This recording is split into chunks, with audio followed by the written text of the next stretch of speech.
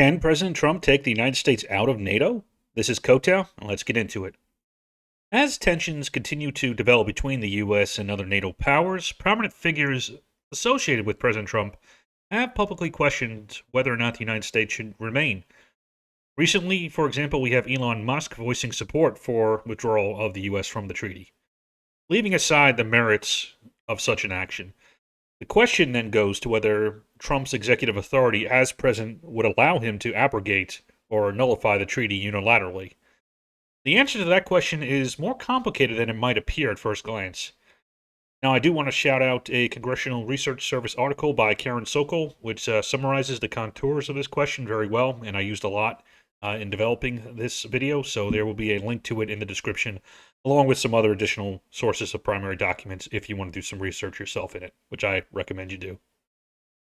To start, let's take a look at the NATO treaty itself and what it has to say about termination.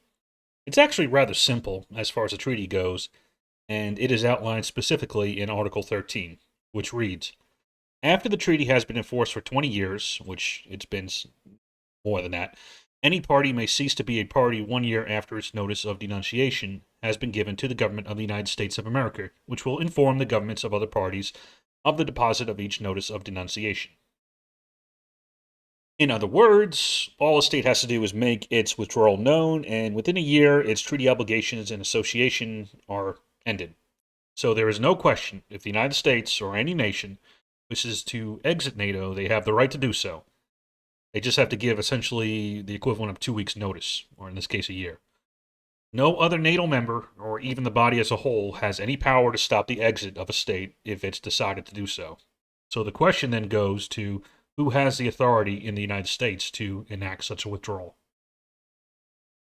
To answer that question, let's first go to the Constitution.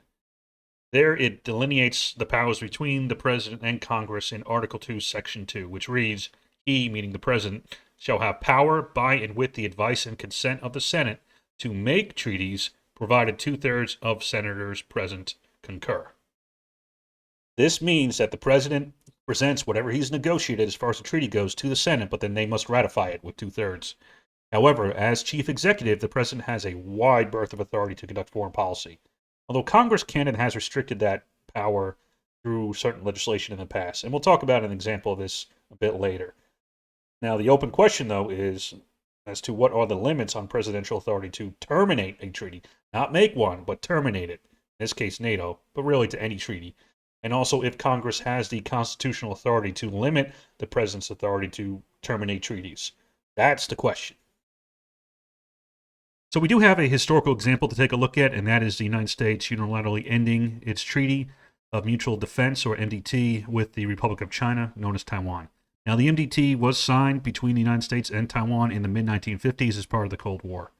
However, as time went on, and as part of the U.S.-Sino normalization efforts under the Carter administration in the late 1970s, early 80s, and that was them normalizing relations with the PRC, or the People's Republic of China, the United States abrogated or ended its treaty with Taiwan, announcing that it was withdrawing in 1979 and actually enacting it in 1980. Now, just as is the case with NATO, the MDT at that time allowed for a 1-year termination clause as part of its treaty text. Now, there was a U.S. Supreme Court case titled Goldwater versus Carter that took a look at this, kind of, and the plaintiffs in this case claim that the President Carter didn't have the authority to terminate the treaty without congressional approval. Now, the case was dismissed without an answer on the merits, meaning the question of presidential authority to terminate treaties remains open. Now, perhaps critically for later, while Congress had a resolution pending restricting the president's action, it was not actually passed and signed, and therefore the court said it was still an open political question and decided not to weigh in on it. But regardless, the precedent was set as President Carter unilaterally canceled the treaty with the ROC without any action by Congress. The situation with NATO today is slightly different, as Congress did pass, and with President Biden signing it, a bill that was part of the NDAA, or National Defense Authorization Act, back in December of 2024, so a couple months ago from when this video is recorded. Interestingly enough, it was actually sponsored, the text of it, in the Senate by Marco Rubio, who is now the Secretary of State of President Trump. So Interesting how it's turned there. Now, that bill restricted the president's authority to take the United States out of NATO without congressional approval, either two-thirds of the Senate or through the normal process by the House and Senate passing a bill and it going up to the president for signature. So they put in some very specific language there restricting what he can and cannot do as far as taking the United States out of NATO. Not just Trump, but any president. So in the Taiwan case, the Supreme Court dismissed it as a political question because Congress didn't actually pass a bill. But now Congress has assumed congressional authority, or I should say constitutional authority to do so. And now it's moved from a political question to potentially a constitutional question. And it is more likely that the Supreme Court will now hear the merits of its case, because now it involves a separation of powers between the Congress and the president.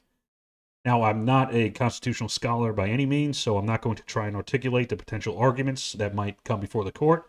But if you are interested in that sort of thing, I'd refer you to take a look again at the Sokol article, link in the description. Now, for my purposes, though, it is worth noting that this can only happen after the fact. President Trump would have to withdraw from NATO to precipitate such a Supreme Court case. And that's assuming if the court even decides to hear it. They might just say, we're not even going to touch it. Now, beyond the question of the Supreme Court case, though, the Taiwan MDT example provides some additional context as well. Now, first, on the congressional side, despite the moves by President Carter, Congress passed the Taiwan Relations Act in 1979, effectively tying the hands of the president with regards to certain things towards the ROC. In fact, they went over his veto threat to get this passed, so he was not happy with it. Now, this included continuing economic relationships and, among other things, providing defense articles or weapons to Taiwan. This limited the president's powers in foreign policy towards Taiwan in that case. So there you have Congress exerting some additional authority over the president. On the other hand, one area of power where the executive has really a lot of authority is recognizing national sovereignty. Basically deciding who is a country and who is not and where their borders are. Now, in this case, President Carter withdrew recognition of the ROC as a sovereign nation and transferred that recognition to the PRC, including the territory administered by the ROC. That means that we no longer recognize the ROC as a country, and all the territory was recognized as part of the PRC. This gets into a whole other area of strategic ambiguity with the U.S. towards Taiwan and the PRC. I'm not going to get into that now, but the main thing is the power to recognize nation remains with the executive, and Congress has few recourses in this arena, as indicated by the indirect and unofficial ties stipulated by the Taiwan Relations Act. But the inability for Congress to compel the president to have the U.S. offer the ROC any kind of official recognition. There's no ambassador. They don't recognize them in the UN, et cetera, et cetera. Basically, the president can unilaterally declare that the U.S. no longer recognizes a country, and by extension nullifies any treaties that were previously in force. For this next part, just to stress, this is all theoretical. I'm a bit worried making this argument, but I'm going to do it because I think it's important.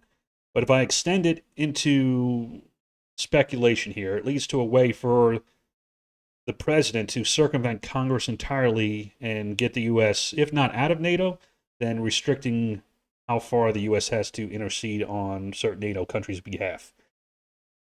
So, President Trump, or any president, could, in theory, and again, stress hypothetical here, there's nobody on President Trump's team or anybody I've seen associated with him that said anything like this, but they could withdraw recognition of nations within NATO to end the treaty. This is a hell of a step. But the way this would play out is the United States could, for example, again, hypothetical, withdraw recognition of all or parts of the Baltic states as sovereign nations if Russia, for example, asserted claims over their territory. Now, in this case, if President Trump did so, the United States would be absolved in accordance with the Taiwan MDT president and specifically Carter's interpretation of it, from any and all treaty obligations, including NATO. Again, I have to stress, though, that this is hypothetical, but the historical precedent is there. So to sum up, it's a bit of a Schrodinger's cat here. We don't know if President Trump can actually unilaterally take the U.S. out of NATO unless and until he actually tries to do so.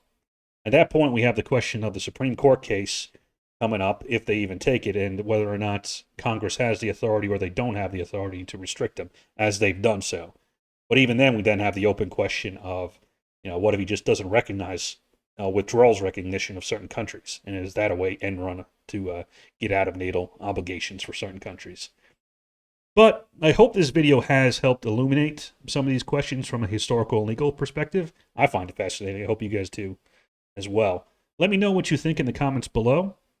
Does the president have the power to withdraw from NATO, or really any treaty? And what limits can or should Congress have over that authority? This is Koto, and thanks again for watching.